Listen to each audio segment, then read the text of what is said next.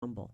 But we have to have political leaders who say we're walking away. And we will, on day one, we are going to get rid of any deal we have with the CCP here in Arizona when I'm governor. And I frankly think we should defraud on every penny we owe them.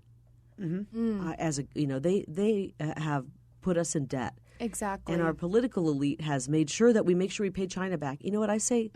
We don't owe you a dime now. I don't want to use the word, starts with an S, screw China. Yeah. Well, yeah, I mean, truly. Exactly. I mean, they're sending drugs. They're poisoning our young people. To our kids, right. I mean, think of the cost that we're accruing just with that. They've taken our economy and they've taken our manufacturing and they're poisoning our people and weakening this country, and they've unleashed a virus on the world that's cost Arizona like $2.7 billion if you try to put it into a figure. But to think of, you can't put things into a figure of what it's done to our children. The suicide rate. The overdose, the people who've died from this virus. You can't put into a figure what our kids have lost over the past couple of years with mandates, with masks on their face. They can't communicate. They can't breathe well. Our older kids, 18, 25-year-olds, they can't go on dates. They can't kiss the boy. They can't even. I don't communicate well. If I'm in a mask for 5 minutes, I shut down. Yeah. And so this is all from China. And our border plan is very, very strong. We are going to take our power that we own. We are sovereign states back from the federal government. They've dropped the ball, and I think they've done it intentionally. Absolutely. I think Joe Biden is a big part of this. Yeah. And we're taking it back. Article 1, Section 10 of the U.S. Constitution, if we're being invaded, we can protect our border. And we're going to do that. We're going to finish President Trump's wall. And as governor, the commander-in-chief of the Arizona National Guard, we're going to put our National Guard down there. Woo! Yes. We'll start arresting people who come I across. can't wait. I've been thinking, this can't come fast enough. Like, do we as citizens need to go down there and hold the line ourselves? I mean, that's what I'm starting to be concerned about. Part of my plan allows law enforcement to deputize former law enforcement or ex-military to help out. Wonderful. We have to start up border courts. And when we start arresting people coming across for trespassing and any little infraction, we're going to have to start throwing the book at people coming across rather than welcoming in and saying, okay, here's a slip, show up at your court date. No, that's not going to happen when they're anymore. Carrying a backpack of poison for our kids. Well, and the other thing is they're sending the drones over. And part of our plan, once we get people sent back, we're going to start arresting and sending people back. We're going to start destroying these tunnels where drugs are coming up. And we'll blow them up. They do that in Israel. We're going to take a cue from our Israeli friends and how they handle the Hamas tunnels. And we will start shooting down the cartel drones that are coming over, dropping drugs or doing surveillance. We're letting that happen. It's our airspace, yeah. They're trying to destroy our country, and we're allowing them to do it. I mean, we're going to start shooting those drones down. Good. This is insane. It's warfare. It's just a different kind of war. Yes. And I think, we talk about this a lot, Lindsay and I. This is war. It's bio-war. It's more over the mind, and when I was just listening to Cheri talk about this, I think about the bleeding heart thinking, well, what about the little Mexican mom with her 3 kids on her back coming across? You guys, those are the pictures you think of. I know you're thinking that, some of you. I want you to know that half those women with those kids, they're not even their kids. Right. They're stealing people's kids. So it's all there's so much facade and deception to get you to think that this is not a compassionate act when it is compassion. There's less kids being stolen from their real parents and used as little ploys to get them into the country. Yeah, since when is smuggling drugs? Since when is smuggling human beings? Since when is trafficking children compassion? That's what's happening at the border. And somebody said it's heartless and this is the Latino community is offended. Well, you know what? The Latino community is not offended by tough talk at the border and tough action. I don't care if you're Latino, if you're African American, if you're Native American, if you're white, if you're just a mutt like me, you want safe streets. I want my kids safe. I don't want the cartels in control. I don't know who wants the narco-terrorists running the show in our state. And it's frightening when I hear people talk that way. It's cruel what's happening. People are being used. They're being manipulated. They're coming here and then having to pay off their debt to the cartels and having to work. And it's really not a good life. And I was talking to a couple Border Patrol agents who are working on the California side.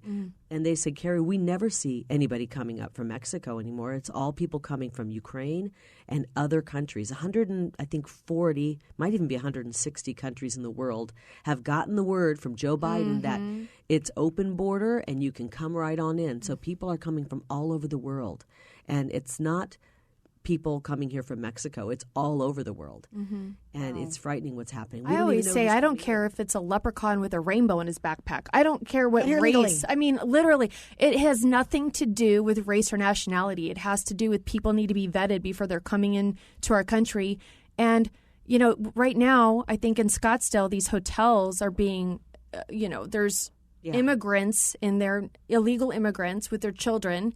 There's pictures of it on Instagram of families with their kids stealing grocery carts to put it. There's no law. There's no law. It's like, why are they exempt from the law? And who's paying for their free cell phone, their food, their hotel? Who's paying for this, you guys? Talk to somebody who came in legally, is a legal immigrant, became a citizen, and they are appalled by this. The work they went through to come here legally. When they could have just waited a couple years till Biden was And then in. imagine if you're a struggling family, Arizona family, who you're struggling to pay your rent. You can't afford the AC. You can't afford all of these things, and you're watching our government give this to somebody who shouldn't even be here. Yep. It's cruel, and it's cruel for the people of Arizona. I think it's cruel all the way around. I don't know how you ever can justify that in your head. You can't really justify it.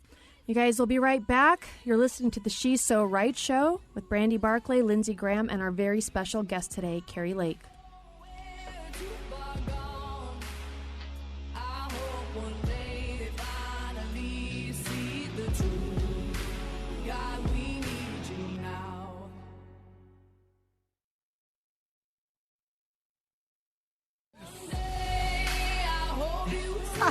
Hey, freedom fighters, we're back listening to the She's So Right show, and we have gubernatorial candidate Cheri Lake in the house.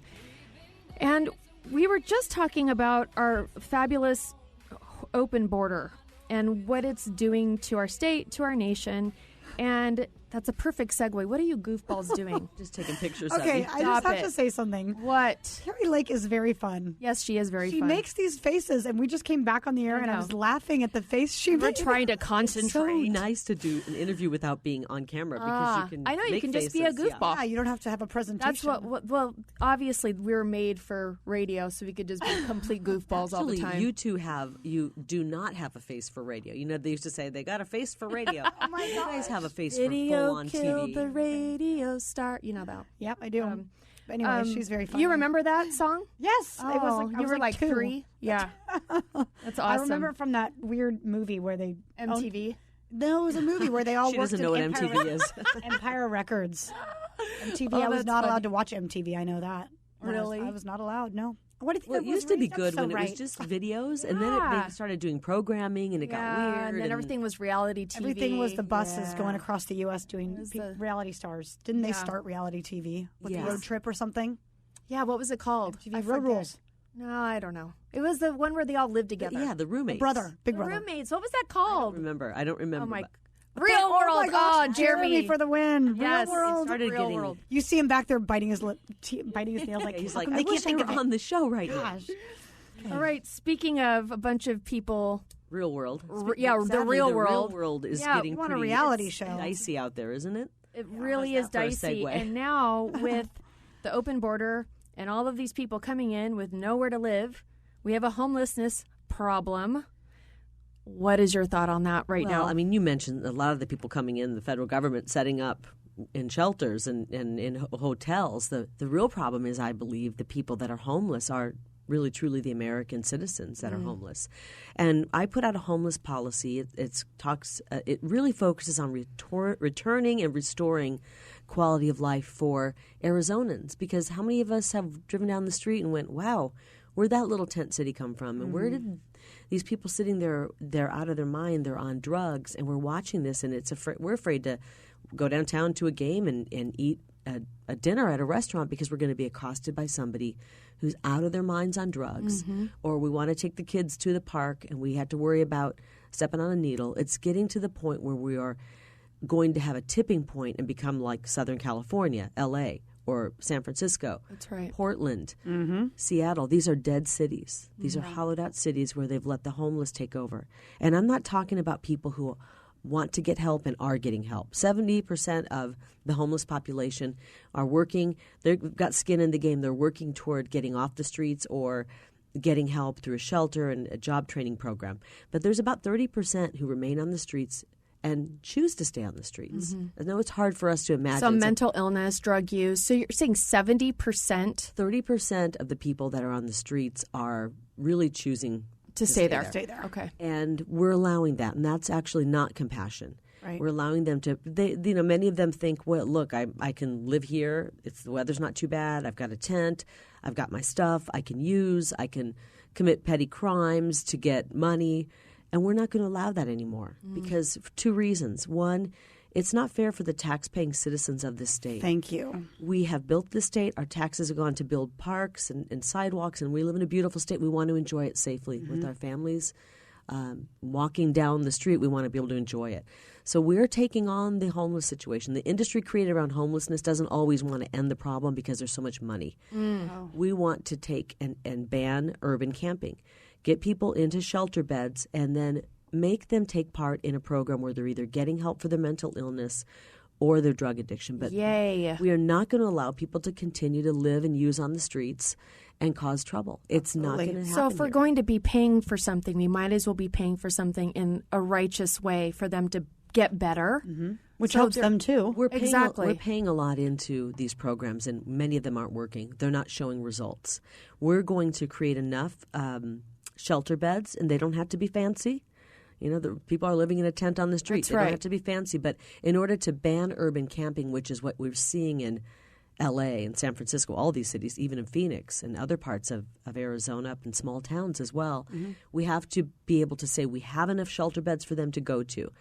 And then we tell them, you either get help and take a shelter bed or you move on and find a state that will allow this drug-induced street living. Oregon would love to have you. Oregon would love to have you, but I'll give you directions.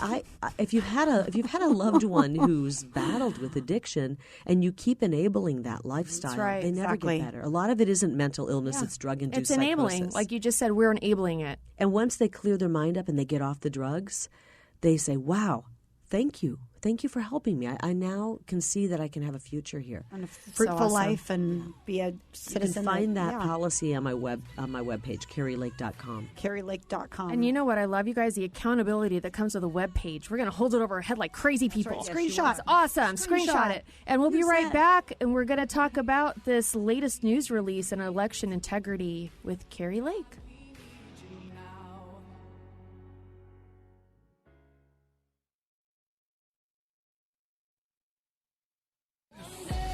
Welcome to the She's So Right show featuring Lindsay Graham. Just kidding. And Brandy Buckley. Oh, my gosh. She's making jokes about how much I love to talk, and they're giving me the microphone for this segment for a second. Well, you have a good story to tell. Well, yeah. Well, we're talking about such serious things. You're like, let's have some fun. And I'm like, well. I know. How do you have fun when you're like, murder and kids dying of these are important things we're talking about. Well, so what we were talking about was homelessness, and I have some authority here because I had my salon in downtown Salem, Oregon, not just 2 years ago.